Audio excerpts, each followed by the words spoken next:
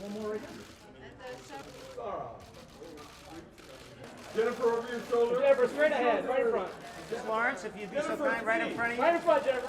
And Lawrence, contact on the right side. And right here on the right side. And ladies, last one right here, please. And then straight One more time, straight ahead. right here, then, guys. And then everyone looking to your left side, if you'd be so kind.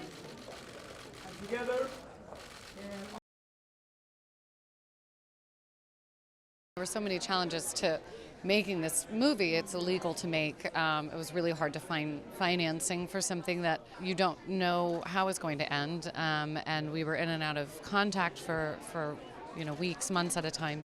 I didn't really help Sahra with her vision of the film. She's an incredible artist, and I was blown away by the footage that she was getting and the ensemble that she put together. It was really just my job to make sure that she got to make the film that she wanted to make.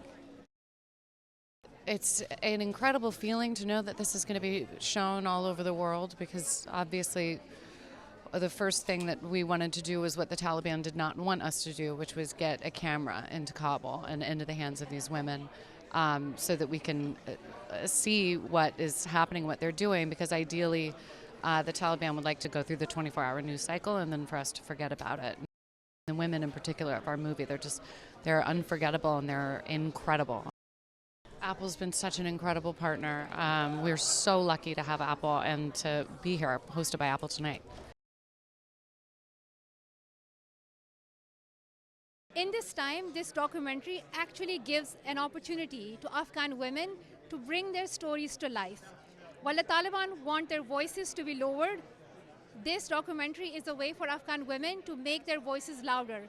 When the Taliban want them not to have any public appearance, this documentary makes them visible. I believe that this documentary is a form of resistance for Afghan women. 3 women came forward because they wanted the voices of 20 million Afghan women and girls to be heard. This is a collective voice of Afghan women that we bring forward through Bread and Roses. There's so much that all of us can do, and those who will be watching this documentary will have a sense of what can I do. And I always tell people there's so much that you can do. You can go and talk to your friends. You can share this documentary with more people. Especially want to thank Apple TV Plus for giving us this opportunity to bring the stories of Afghan women to the screen. I believe that this documentary reminds us that it's women who should have control over how they want to live their lives and what do they want to do in their lives.